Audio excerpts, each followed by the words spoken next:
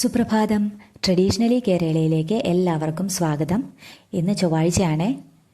ചൊവ്വാഴ്ച പ്രദോഷവും കൂടിയായിരുന്നു. ഇന്നലെ തിങ്കളാഴ്ച ഏകാദശിയായിരുന്നു. ഇന്ന് ത്രയോദശിയും ദ്വാദശിയും കൂടെ ഒരുമിച്ച് വരുന്നത് കൊണ്ട് ഇന്നാണ് പ്രദോഷമായിട്ട് കണക്കാക്കുന്നത്. അപ്പോൾ ഇന്ന് രാവിലെ തന്നെ ഭഗവാന് അഭിഷേകങ്ങളും പൂജകളും കാര്യങ്ങളും ഒക്കെ ചെയ്യാമെന്ന് വിചാരിച്ചു. വിളക്കുകളെല്ലാം വിളക്ക് കൊളുത്തിയതിന് ശേഷം ഭഗവാനെ താഴേക്ക് വിളക്ക് ആദ്യമേ എടുത്തു വെച്ചതിന് ശേഷം ഭഗവാനെയും കൂടെ തട്ടത്തിലേക്ക് ഇരുത്തി അഭിഷേകം ചെയ്യാനായിട്ട് ഇന്ന് 3 ദ്രവ്യങ്ങൾ കൊണ്ടാണ് അഭിഷേകം ചെയ്തത്. ജലവും പഞ്ചസാരയും പനിനീരും 3 കൊണ്ടാണ് ഞാൻ അഭിഷേകം ചെയ്തത്. അപ്പോൾ വൈകുന്നേര സമയമാണ്. പ്രദോഷ സമയത്ത് ഏറ്റവും കൂടുതൽ ഭഗവാനെ ആരാധിക്കാനായിട്ട് ഏറ്റവും നല്ല സമയം വൈകുന്നേരമാണ്. പ്രദോഷ സന്ധ്യ.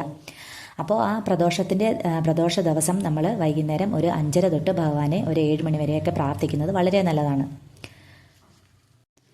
ചില ദിവസങ്ങളിൽ പ്രദോഷത്തിൻ്റെ അന്ന് വൈകുന്നേര സമയത്താണ് അഭിഷേകങ്ങളും കാര്യങ്ങളൊക്കെ ചെയ്യുന്നത്. ഇന്ന് രാവിലെ തന്നെ അഭിഷേകങ്ങളും പൂജയായിട്ട് തന്നെ ചെയ്യാമെന്നാണ് വിചാരിച്ചത്. അപ്പോൾ പനിനീരും പഞ്ചസാരയും ജലവും കൊണ്ടിട്ട് അഭിഷേകം ചെയ്തു. അതിനുശേഷം പൂക്കളൊക്കെ വെച്ച് അലങ്കരിച്ചു. ഭഗവാന് ചന്ദനങ്ങളൊക്കെ തൊടിയിച്ചു. അതിനുശേഷം നിവേദ്യം കൊടുത്തിട്ട് വെറ്റിലയും പാക്കും ദക്ഷിണ വെച്ചിട്ട് പൂജ അവസാനിപ്പിക്കുകയാണ് ചെയ്തത്. ഭഗവാനെ അഭിഷേകം ചെയ്യുന്നതിൽ ഏറ്റവും പ്രധാനം ജലമാണ്. ആ ജലത്തിൽ നമ്മൾ പനിനീരും ജവാദും പച്ചക്കർപ്പൂരവും ഒക്കെ ചേർത്തിട്ട് ഗംഗാജലമായിട്ട് സങ്കല്പിച്ചിട്ടാണ് ഭഗവാനെ അഭിഷേകം ചെയ്യുന്നത്. കൂടാതെ ഭഗവാൻ അഭിഷേകം ചെയ്യുന്നതിന് പഞ്ചാമൃതം വളരെ വിശേഷമാണ്. പഞ്ചാമൃതം പാല്, തൈര്, നെയ്യ്, പിന്നെ പഞ്ചസാര, തേൻ, ഇതാണ് പഞ്ചാമൃതം എന്നറിയപ്പെടുന്നത്. പഞ്ചാമൃതം കൊണ്ട് അഭിഷേകം ചെയ്യുന്നതും വളരെ നല്ലതാണ്. പിന്നെ കരിക്ക് കൊണ്ട് അഭിഷേകം ചെയ്യുന്നതൊക്കെ വളരെ നല്ലതാണ്. ഭസ്മം ചെയ്യുന്നത് നല്ലതാണ്. കരിമ്പിൻ്റെ നീര് കൊണ്ട് അഭിഷേകം ചെയ്യുന്നുണ്ട്, അതുമൊക്കെ നല്ലതാണ്. ഓരോരോ ദ്രവ്യങ്ങൾ കൊണ്ട് നമ്മൾ അഭിഷേകം ചെയ്യുമ്പോഴും ഓരോരോ ഫലങ്ങളാണ് നമുക്ക് ഉണ്ടാവുന്നത്. ഇന്നിവിടെ ഞാൻ ജലവും പനിനീരും പഞ്ചസാരയും കൊണ്ടാണ് അഭിഷേകം ചെയ്യുന്നത്. നമ്മുടെ കയ്യിൽ എന്താണോ ഉള്ളത് അതാണ്. ഒറ്റ സംഖ്യയായിട്ടാണ് അഭിഷേകം ചെയ്യേണ്ടത്. അതുകൊണ്ടാണ് ഞാൻ 3 എണ്ണമായിട്ട് ജലവും പഞ്ചസാരയും പനിനീരുമായിട്ട് എടുത്തത്.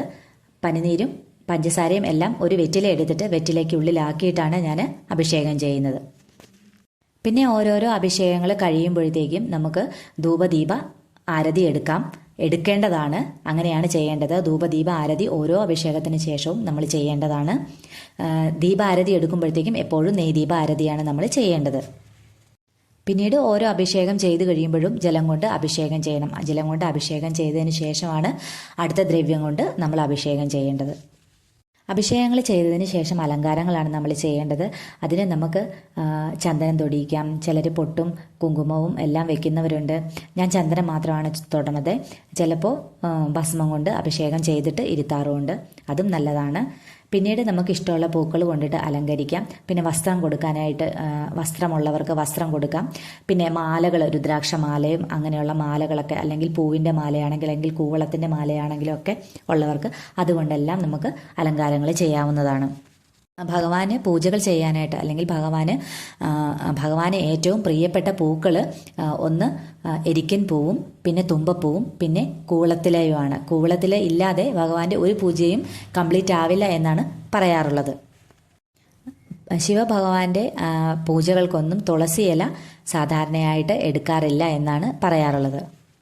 പിന്നെ നമ്മൾ ഏത് പൂജ ചെയ്താലും നമ്മൾ ആദ്യമേ സ്മരിക്കേണ്ടത് ഗണപതി ഭഗവാനെയാണ്. പിന്നെ നമ്മുടെ കുടുംബ ദൈവങ്ങളെ സ്മരിക്കണം. അതിനുശേഷമാണ് നമ്മൾ ഏത് ദൈവത്തിനാണോ പൂജ ചെയ്യുന്നത് ആ ദൈവത്തിൻ്റെ പൂജകൾ ചെയ്യേണ്ടത്. അപ്പോൾ ആദ്യമേ ഗണപതി ഭഗവാനെയും കുലദൈവത്തിനെയും പ്രാർത്ഥിച്ചതിന് ശേഷമാണ് നമ്മൾ ഏത് ഭഗവാനെയാണോ പൂജ ചെയ്യേണ്ടത് അത് ചെയ്യേണ്ടത്. പിന്നെ അഭിഷേകം ചെയ്യാനായിട്ട് നമ്മൾ ഭഗവാന്റെ വിഗ്രഹം സെപ്പറേറ്റായിട്ട് നമ്മൾ വേറൊരു സ്ഥലത്തേക്ക് എടുത്തു വെക്കുവാണെങ്കിൽ ആദ്യമേ നമ്മൾ വിളക്ക് കൊളുത്തി വെച്ചതിന് ശേഷമാണ് ഭഗവാന്റെ വിഗ്രഹം എടുത്ത് വെക്കേണ്ടത്, ശിവലിംഗം എടുത്ത് വെക്കേണ്ടത്. അതുപോലെ തന്നെ നമ്മൾ തിരിച്ച് യഥാസ്ഥാനത്തേക്ക് എടുത്ത് വെക്കുമ്പോഴും വിളക്ക് തെളിയിച്ച് വെച്ചതിന് ശേഷമാണ് എടുത്ത് വെക്കേണ്ടത്. പ്രദോഷത്തിൻ്റെ അന്ന് ഭഗവാൻ ആനത്തോൽ ധരിച്ചിട്ട് കൈലാസത്തിൽ നൃത്തം വയ്ക്കുന്നു. പാർവതി സമേതനായിട്ട് പാർവതിയുടെ ഒപ്പം നൃത്തം വയ്ക്കുന്നു എന്നാണ് പറയുന്നത്. അപ്പോൾ ആ സമയത്ത് സകല ദേവീ ദേവന്മാരും അവിടെ സന്നിഹിതരാകുന്ന സമയമാണ്. എല്ലാവരും ഭഗവാനെ സ്തുതിച്ച് പാട്ട് പാടുന്ന സമയമാണ് ആ സമയം. അപ്പോൾ ആ സമയം നമ്മൾ പാഴാക്കാതെ നമ്മളും ഭഗവാനെ ഭജിക്കുകയാണെങ്കിൽ ഭഗവാന്റെ അനുഗ്രഹത്തിന് നമ്മളും കൂടെ അർഹരായി തീരുമെന്നാണ് പറയുന്നത്. അതാണ് പ്രദോഷ ദിവസത്തിൻ്റെ മഹാത്മ്യമായിട്ട് പറയുന്നത്. മാസത്തിൽ 2 തവണയാണ് പ്രദോഷം വരുന്നത്. കറുത്തവാവ് കഴിഞ്ഞിട്ട് 14-ാമത്തെ ദിവസം പ്രദോഷം വരുന്നുണ്ട്. വെളുത്തവാവ് കഴിഞ്ഞിട്ടും 14-ാമത്തെ ദിവസം പ്രദോഷം വരുന്നുണ്ട്. അതിൽ തിങ്കളാഴ്ചയും പ്രദോഷവും ആയിട്ട് വരുന്ന ദിവസം തിങ്കൾ പ്രദോഷം അത് വിശേഷമാണ്. പിന്നെ ശനിയാഴ്ചയും പ്രദോഷവുമായിട്ട് വരുന്ന ദിവസവും വിശേഷമാണ്. ഈ പ്രാവശ്യം ചൊവ്വായും പ്രദോഷമായിട്ടാണ് വന്നിരിക്കുന്നത്. അതിനെ ചൊവ്വ പ്രദോഷം എന്നാണ് പറയുന്നത്. ചൊവ്വാഴ്ച നമുക്കറിയാം മുരുക ഭഗവാനെ പ്രാർത്ഥിക്കേണ്ട ഒരു ദിവസമാണ് ചൊവ്വാഴ്ച ദിവസം. അപ്പോൾ ചൊവ്വാഴ്ച ദിവസം ഭഗവാനെയും പ്രദോഷത്തിൽ ശിവഭഗവാനെയും കൂടി ഒരുമിച്ച് പ്രാർത്ഥിക്കുകയാണെങ്കിൽ അത് വളരെ നല്ലതാണെന്നാണ് പറയപ്പെടുന്നത്. അപ്പോൾ ഇന്നത്തെ വീഡിയോ ഇഷ്ടപ്പെട്ടിട്ടുണ്ടെങ്കിൽ ലൈക്ക് ചെയ്യാനും നമ്മുടെ ചാനൽ സബ്സ്ക്രൈബ് ചെയ്യാനും മറന്നു പോകരുത്. എല്ലാവർക്കും ശുഭദിനം. നന്ദി.